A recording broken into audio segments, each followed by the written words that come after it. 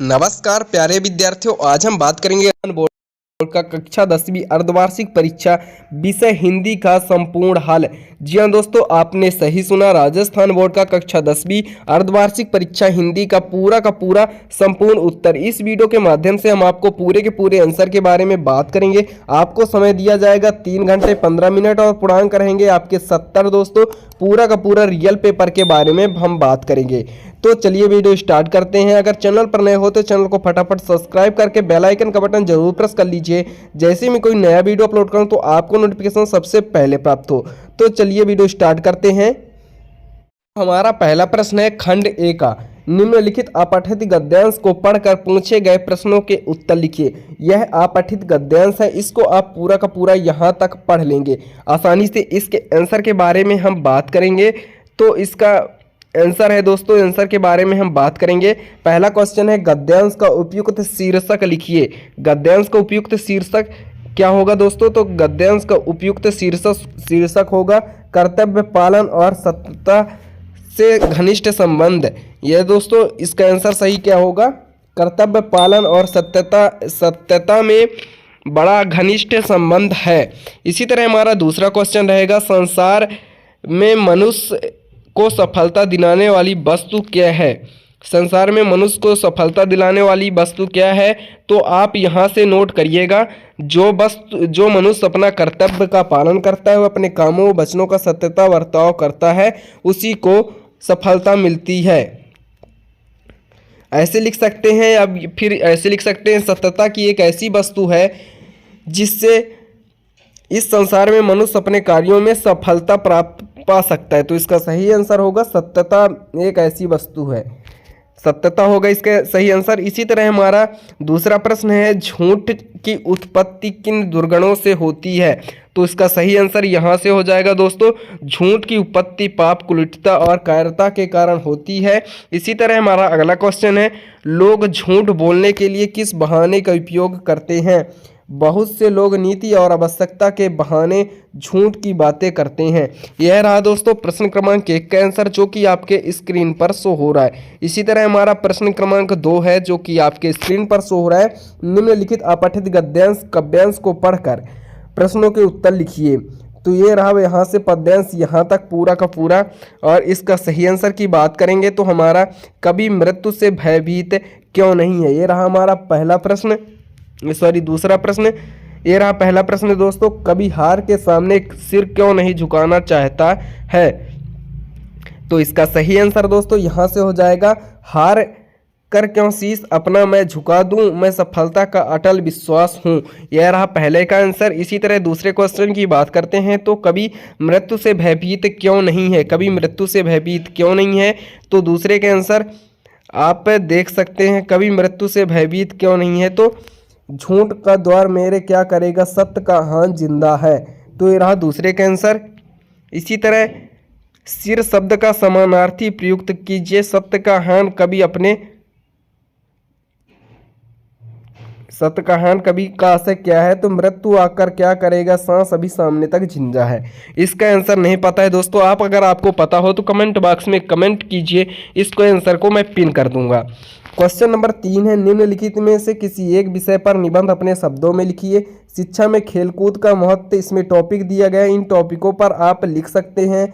दूसरा है सूचना माध्यम व बढ़ते प्रभाव, इसमें ऑप्शन क्या दिए हैं? प्रस्तावना, दूरसंचार का महत्व, भारत में सूचना और प्रौद्योगिकी की विस्तार, अगला है सूचना प्रौद्योगिकी का प्रभाव, अगला है उपसंहार। इसी तरह तीसरा है रोजगार के घटते साधन, बढ़ती बेरोजगारी, अगला है ये इसी के हैं दोस्तों। अगला है जल, और जल है तो जीवन है। तो इसके हम प्रश्न क्रमांक 3 के आंसर देख लेंगे, जो कि आपके स्क्रीन पर शो हो रहा है। पहला प्रश्न क्या है दोस्तों, इसमें यानी किस पर निबंध लिखने के लिए बोल रहा है? पहला है शिक्षा में खेल कूद का महत्व।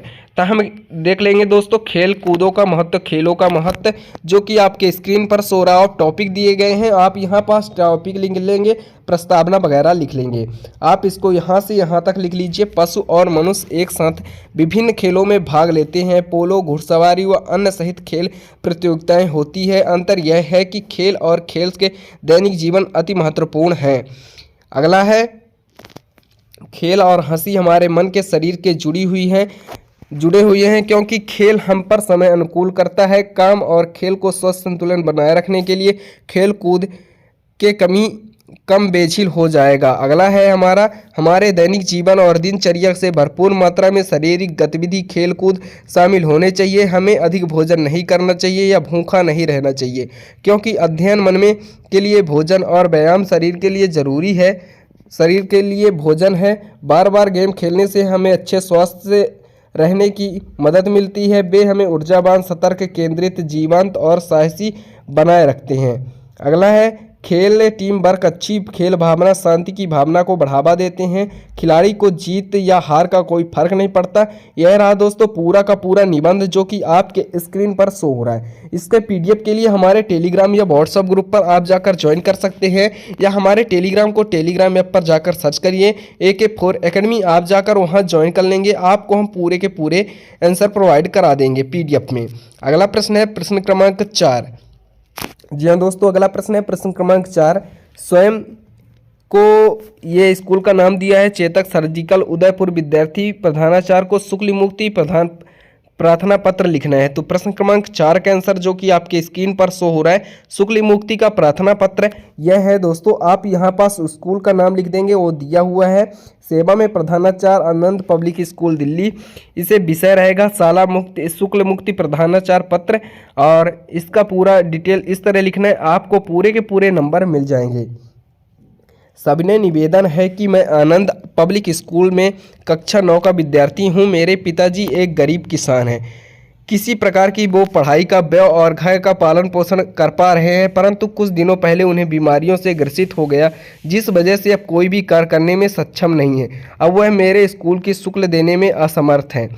आगे है, मैं आपको ज्ञात कराना चाहता हूं कि मेरे शाला संबंधित गतिविधि अच्छा प्रदर्शन रहा है।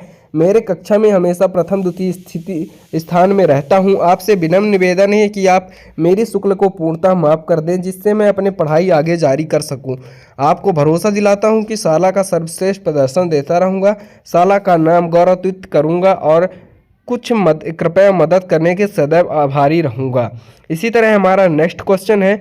नेक्स्ट क्वेश्चन क्या रहेगा दोस्तों, हमारा प्रश्न क्रमांक 5 की बात करेंगे। तो प्रश्न क्रमांक 5 है, हिंदी के पुस्तकों में आधी मूल्य पर बिक रही पुस्तकों को खरीद कर लाभ उठाने के लिए एक 40-50 शब्दों में विज्ञापन लिखिए।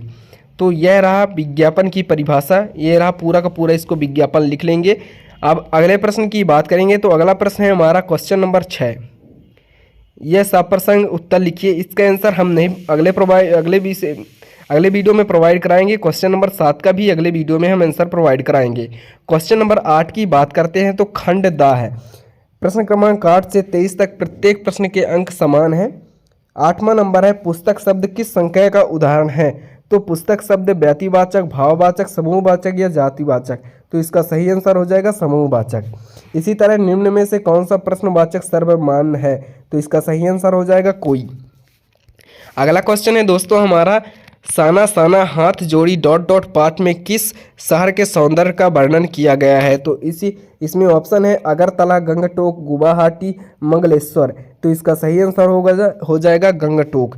इसी तरह अगला प्रश्न है, मैं क्यों लिखता हूँ पाठ के लेखक कौन है।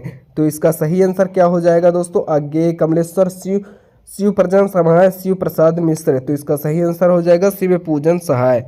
इसी तरह हम अगले प्रश्न की बात करेंगे। तो अगला प्रश्न है जो कि आपके स्क्रीन पर शो हो रहा है, अत्यधिक शब्द में ... उपसर्ग होते हैं। जब दो समान स्वर मिलकर दीर्घ हो जाते हैं तो ... संधि होती है। 14 नंबर का प्रश्न है, प्रतिदिन और यथाशक्ति शब्दों में समास लिखिए। यह रहा क्वेश्चन नंबर 12 और 13, 14 का आंसर एक साथ मैं प्रोवाइड आपको करा रहा हूँ। तो ये रहा दोस्तों 12 नंबर का प्रश्न, अत्यधिक शब्द में उपसर्ग अति है। अत्यधिक शब्द में उपसर्ग अति है, इसको वहाँ पास भर दीजिएगा। इसी तरह अगले प्रश्न है, हाँ जब दो समास मिलकर स्वर दीर्घ हो जाते हैं तो यह दीर्घ संधि कहलाती है।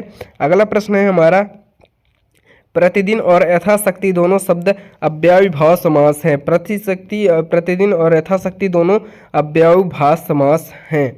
अगला प्रश्न है दोस्तों जो कि आपके स्क्रीन पर शो हो रहा है। अगला प्रश्न कौन सा है, सकर्मक क्रिया की परिभाषा लिखिए। या आंख फेर लेना मुहावरे का अर्थ लिखिए या संबोधबाधक। ये पूरे एक वाक्य में उत्तर के प्रश्न हैं। गंगटोक महेंदस बादशाहों को क्यों लिखा गया है? कविता का शीर्षक उत्साह क्यों रखा गया है? इसके आंसर की बात करेंगे तो इसके आंसर आपके स्क्रीन पर शो हो रहे हैं। जब किसी क्रिया को अपना अर्थ पूरा करने के लिए किसी वस्तु की जरूरत पड़े तो उसे सकर्मक क्रिया कहते हैं। अगला प्रश्न है हमारा दोस्तों, आंखों का फेर लेना मुहावरे का अर्थ होता है प्रतिकूल होना, देखकर मुड़ जाना, पहले जैसे व्यवहार ना करना, दूसरी तरफ देखना और किसी और को चाहना। संबंध बोधक किसे कहते हैं? तो जिस अव्यय शब्द में संज्ञा और सर्वनाम संबंध वाक्य में दूसरे शब्दों के साथ प्रकट होता है उसे संबंध बोधक कहते हैं। इसी तरह हम नेक्स्ट प्रश्न की बात करेंगे। तो नेक्स्ट प्रश्न है हमारा दोस्तों जो कि आपके स्क्रीन पर शो हो रहा है। इसका पीडीएफ चाहिए तो आप लिंक डिस्क्रिप्शन में टेलीग्राम और व्हाट्सएप ग्रुप का आप जाकर ज्वाइन कर लें। अगला प्रश्न है, गंगटोक और मेहनदास बादशाहों का शहर क्यों कहा गया है? प्रश्न क्रमांक 19 है, कविता का शीर्षक उत्साह क्यों रखा गया है? 20 है, संगत कर के माध्यम से कवि किस प्रकार के व्यक्तियों की ओर संकेत करना चाह रहा है? अगला है, आप लखवानी अंदाज में निबंध को क्या नाम देना चाहेंगे? बिस्मिल्लाह खां को शहनाई का मंगल ध्वनि क्यों कहा गया है? अगला प्रश्न है, एक कहानी की आत्मकथा में लेखिका के पिता को रसोई भटिया कारखाना क्यों से संबंधित है? तो अगले प्रश्न की बात करते हैं दोस्तों। तो हम अगला प्रश्न है जो कि आपके स्क्रीन पर शो हो रहा है। अगला प्रश्न है गंगटोक वाला। तो गंगटोक में मेहनत कश बादशाहों का शहर कहा जाता है क्योंकि यह शहर अपने निवासियों की मेहनत और प्रगति पर समर्पित है। एक वाक्य में उत्तर लिखना है इधर। और इसी तरह अगला प्रश्न है उत्साह कविता का शीर्षक इसलिए रखा गया है क्योंकि यह कविता उत्साह और जोश से भरी हुई है। अगला प्रश्न है हमारा, उस वर्ग की ओर संकेत करना चाहता है जिससे सहयोग किसी व्यक्ति की ऊंचाई को शिखर प्राप्त कर सकता है। अगला प्रश्न है हमारा, लाखवानी अंदाज में नामक निबंध को इस नाम से देना चाहेंगे तो वह नवाबी अंदाज होगा। इसका सही आंसर ए है। अगला प्रश्न है दोस्तों हमारा, यह मंगल ध्वनि पैदा करने वाले वाद्य यंत्र खास साहब इसी द्वारा मंगल ध्वनि बजाते हैं। शहनाई वादक के रूप में स्थान सर्वश्रेष्ठ है। इसी तरह हम नेक्स्ट प्रश्न की बात करेंगे। तो नेक्स्ट प्रश्न है, उनके पिता का मानना था कि चूल्हे से संपर्क में आकर उनकी बेटी की प्रतिभा नष्ट हो जाएगी, रोटी पकाने से उसे देश और समाज में कोई विकसित नहीं होगी, वह वहां जाकर अपनी योग्यता को नष्ट कर देगी। इसी तरह हमारा नेक्स्ट क्वेश्चन है जो कि आपकी स्क्रीन पर शो हो रहा है। माता का आंचल पाठ से लेखक ग्रामीण परिवार का चित्रण करते हुए वहां की जीवन शैली का उल्लेख किया है। अगला प्रश्न है दोस्तों, वह देशभक्त नागरिक था और नेताजी सुभाष चंद्र बोस के चश्मा लगाता था। यह रहा दोस्तों पूरा का पूरा आंसर। इसी तरह हम बात करते हैं, उनकी प्रजा को हर तरह रक्षा करना, नीति और राजधर्म का पालन होता था। यह दोस्तों किस नंबर के क्वेश्चन तक आंसर हो गया? इसका पीडीएफ चाहिए तो आपको लिंक डिस्क्रिप्शन में व्हाट्सएप ग्रुप और टेलीग्राम ग्रुप का आप जाकर पूरा का पूरा आप देख सकते हैं। यह प्रश्न देख सकते हैं, माता का आंचल वाला, सेनानी न होते, चश्मा वाला, कैप्टन, और 26 नंबर तक प्रश्न का आंसर आपको मैं बता दिया हूं। और भी प्रश्नों का आंसर मैं नेक्स्ट वीडियो में आपको प्रोवाइड करा दूंगा। इसका पीडीएफ डाउनलोड करने के लिए हमारे टेलीग्राम या व्हाट्सएप ग्रुप पर आप जाकर जुड़ जाइए, आपको पूरे के पूरे हम आंसर प्रोवाइड करा देंगे। आई होप दोस्तों यह वीडियो आपको अच्छा लगा हो तो वीडियो को लाइक करके चैनल को सब्सक्राइब कर लीजिए और बेल आइकन का बटन प्रेस कर दीजिए। मिलते हैं किसी नए टॉपिक से इंटरेस्टिंग वीडियो में, जब तक के लिए बाय।